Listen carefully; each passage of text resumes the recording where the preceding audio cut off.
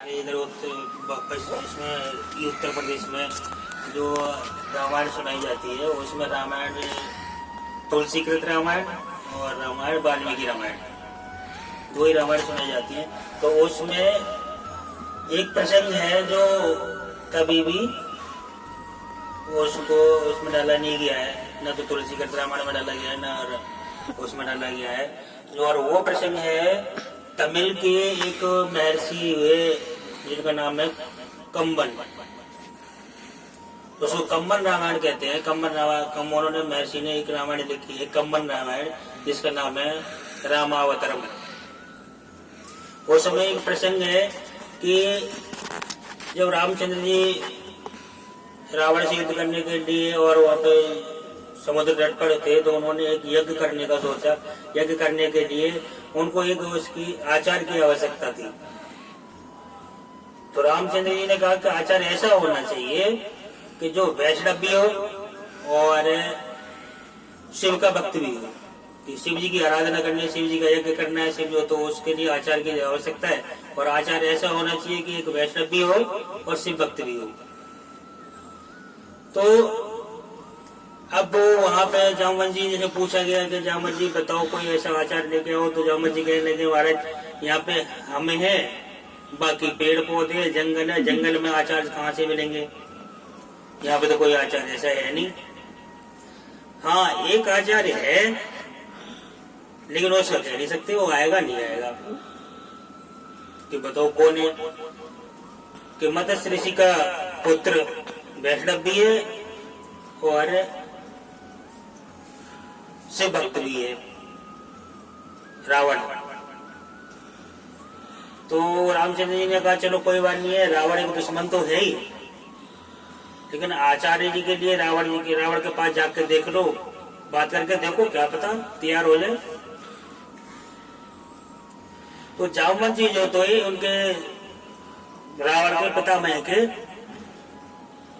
वो मित्र थे, तो वो पितामह के मित्र थे, तो इस वजह से वो भी एक पितामह की तरह ही उनका आदर करता था रावण। तो रावण के पास में जामवंत जी गए, तो रावण को पता लग गया दूतों से कि हाँ भाई मेरे पास में जामवंत जी आ रहे हैं।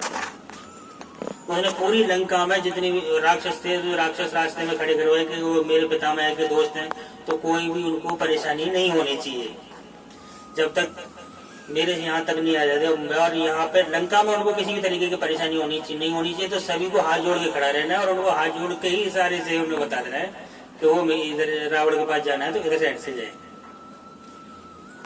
रावण के पास पहुंचे, रावण ने उनको प्रणाम किया। तो रावण ने कहो जामवंत जी मैं आपकी किस तरीके से सेवा कर सकता हूँ? तो जामवंत जी कहने लगे कि हमारे एक पुरोहित हैं, यजमान है, जो हवन कराना चाह रहे हैं समुद्र तट पे, तो उसके हवन के लिए आपको चलना है और आपको आचार्य का कर्तव्य निभाना है। रावण कहने लगा कि आपके पुरोहित हैं कौन? कि राजा दशरथ के पुत्र रामचंद्र जी मेरे यजमान है और उनका हवन कराना है। और उन्होंने कहा है कि वो आपको आचार्य के रूप में अपने हवन में सम्मिलित करना चाहते हैं और एक विशेष कार्य के लिए हवन कराया जा रहा है। तो रावण कहने लगा कहीं विशेष कार्य लंका पर विजय प्राप्त करना तो नहीं है? क्योंकि रावण तो दुश्मन था रामचंद्र जी का। तो उस समय ऐसा था कि अगर एक वो थी कि दुश्मन भी हो तो ऐसा हो रावण के जैसा। तो रावण ने कहा कि ऐसे मर्यादा पुरुषोत्तम है जिसने अपने पिता के वचनों के कहने, सिर्फ पिता के वचनों को निभाने के लिए, माता के वचनों को निभाने के लिए और 14 वर्ष का वनवास धारण कर लिया और अपने दूतों को बहुत सम्मान देने वाले हैं, ऐसे मर्यादा पुरुषोत्तम का मैं आचार्य बनना स्वीकार करता हूँ और मैं उनका हवन पूरा कराऊंगा। तो जामवंत जी ने कहा बताओ कि अब हवन सामग्री क्या होगी? तो कि हवन सामग्री मैं जानता हूँ कि आपके जो यजमान है वो वन में है, वनवासी हैं। अगर वनवासी हैं तो आचार्य का कर्तव्य बनता है, आचार्य की जिम्मेदारी बनती है कि जो भी हवन सामग्री हो वो पूरा नहीं कर सकते तो वो हवन सामग्री वो आचार्य की जिम्मेदारी है, वो पूरा करेंगे। मतलब जितनी भी जिम्मेदारियां हैं कि वो वन में है, कर नहीं सकते, उनके पास कुछ नहीं है, इसलिए जो भी हवन सामग्री होगी, जो भी कार्य होंगे, वो मैं अपनी जिम्मेदारी को पूरा करूंगा, क्योंकि मैंने उनका आचार्य पद स्वीकार किया है। तो आप जाओ, बस रामचंद्र जी को बोल देना कि हम जो है आ रहे हैं और आप अपनी नहा-धो की तैयारी कर रहे हवन की। अब जामवंत जी चले गए और उन्होंने रामचंद्र जी को जाकर बताया कि रावण ने वो आचार्य के पद को ग्रहण करने के लिए स्वीकार कर लिया और उसने हवन को पूर्ण कराने के लिए तैयार हो गया और आने के लिए तैयार है। तो रावण ने सोचा कि हवन जो एक हमारी नीति है, हमारा जो विधान है धर्म के अनुसार, हवन तभी पूरा होगा जब अर्धांगिनी उसमें पूरा हो, तो अर्ध यजमान बोलते हैं उनको। तो रामचंद्र जी की अर्ध यजमान सीता जी थी, और सीता जी थी अशोक वाटिका में, वो भी रावण की कैद में थी। और रावण ने जब अपना आचार्य का पद अपना लिया था, आचार्य पद स्वीकार कर लिया था उस यज्ञ में, तो रावण का कर्तव्य बनता था कि वो सभी कमियों को पूरा करे, सभी तरीके से उस हवन को पूरा करे। तो वो अशोक वाटिका में रावण गया, और रावण जाने के बाद में रावण ने सीता जी से कहा कि आपके पति श्री राम लंका पर विजय प्राप्त करने के लिए एक हवन कराना चाह रहे हैं समुद्र तट पे, और वो आपके बिना पूर्ण नहीं हो सकता है, और मैं उस हवन में आचार्य हूं। तो मेरी ये जिम्मेदारी बनती है कि मैं आपको साथ लेके चलूं और उस हवन को पूरा कराऊं, क्योंकि ये रथ मेरा खड़ा हुआ है, इस रथ में आप विराजमान हो जाओ, रथ में चलो। और लेकिन ये बात ध्यान में रखना अच्छे से कि वहां पर भी हम मेरी ही कैद में हो, कहीं ऐसे सोचने लगो कि नहीं वहां पे जाके मैं आजाद होगी, आजाद नहीं हो। तो उस समय सीता जी ने उनके हाथ जोड़ के, रावण के हाथ जोड़ के उनको प्रणाम किया, आचार्य प्रणाम, और उन्होंने कहा कि हाँ ठीक है आचार्य जी। तो जब सीता जी ने प्रणाम किया रावण को, आचार्य जी प्रणाम, तो रावण ने उनको अखंड सौभाग्यवती होने का आशीर्वाद दिया। तो रावण पहले ही उनको, सीता जी को रावण अखंड सौभाग्यवती का आशीर्वाद दे चुका था। वहां से वो आए, वहां पे आके और उन्होंने रथ में से उतर के हो गया, और रावण ने वो तैयारी शुरू कराई हवन की। तो उसमें कहा एक शिवलिंग भी चाहिए, तो हनुमान जी से कहा, हनुमान जी शिवलिंग की वो तैयारी करो, शिवलिंग लेके आओ। तो हनुमान जी चले गए शिवलिंग को ढूंढने के लिए, लेकिन वो हवन का समय बीता जा रहा था, क्योंकि उसको मुहूर्त बीता जा रहा था। तो रामचंद्र जी से कहा कि वो अपनी पत्नी को आवाज दो, अपनी पत्नी को बुलाओ। तो अब वो आचार्य, क्योंकि राम और लक्ष्मण दोनों ने आचार्य को प्रणाम किया, प्रणाम करने के बाद उन्होंने कहा कि आचार्य ने कहा कि अपनी पत्नी को बुलाओ। अब उन्होंने कहा कि पत्नी तो नहीं है, अब ये कैसे कहे कि वो क्योंकि कमी सब तो तुम्हारी वजह से ही हो रहा, क्योंकि आचार्य का पद नहीं रखा है। तो रामचंद्र जी ने पूछा रावण जी कि आचार्य कोई ऐसी विधि है जिससे बिना पत्नी के यज्ञ संपन्न हो सके? तो रावण कहने लगा 3 परिस्थिति हैं ऐसी जिसमें यज्ञ को संपन्न किया जा सकता है।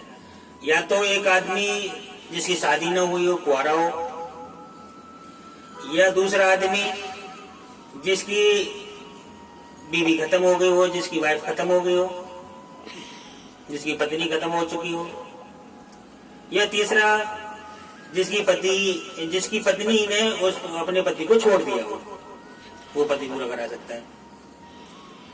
तो रावण ने पूछा कि ऐसी तीनों परिस्थितियों में ऐसी कोई परिस्थिति है ऐसी? रामचंद्र जी कहने लगे ऐसी तो कोई परिस्थिति नहीं है। फिर रावण कहने लगा कि मैंने आचार्य पद आपका ग्रहण किया और मुझे यज्ञ संपन्न कराना है, तो ये विधि विधान है कि बिना अर्धांगिनी के बिना अर्ध यजमान के बिना यज्ञ पूरा नहीं हो सकता। मेरे रथ में सीता जी बैठी हुई है, उन्हें बुला लो। तो रामचंद्र जी गए और सीता जी को बुला के लाए। सीता जी से कहा कि तैयारी करो हवन की। तो सीता जी ने अपने हाथ से एक शिवलिंग तैयार की और वो शिवलिंग स्थापित की वहां पे। तो वही शिवलिंग जो है वो आज रामेश्वरम के नाम से जानी जाती है। शिवलिंग वो रामेश्वरम का जो मंदिर है, तीर्थ स्थल है, वो राम का शिवलिंग।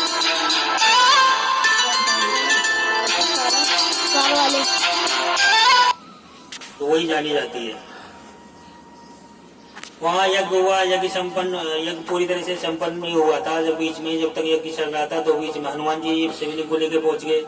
शिव जी के हनुमान जी तो वैसे भी ये थे कि उनको भाई पता था, सबको पता था कि हनुमान जी को भेजो दवाई लेने के लिए, पूरा मेडिकल स्टोर उठा कर ले आते थे। भेजा संजीवनी बूटी के लेने के लिए, पूरा पर्वती उठा लाया, समझ में नहीं आया। तो ऐसे ही वो शिवलिंग लेके आए। उन्होंने शिवलिंग लाते ही कहा कि भाई इसको हटाओ, मेरी वाली शिवलिंग लगाओ, मैं इतनी दूर से लेके आया हूँ। तो रामचंद्र जी ने कहा कि आप एक काम करो। रामचंद्र जी समझ गए कि थोड़ा सा अहंकार आ रहा है, घमंड आ रहा है हनुमान जी में। तो उन्होंने कहा कि एक काम करो हनुमान जी, आप ही हटा दो और आप ही स्थापित कर दो। तो रामचंद्र जी हनुमान जी के पूरे जोर लगाने के बावजूद भी वो शिवलिंग नहीं उखड़ी थी उनसे।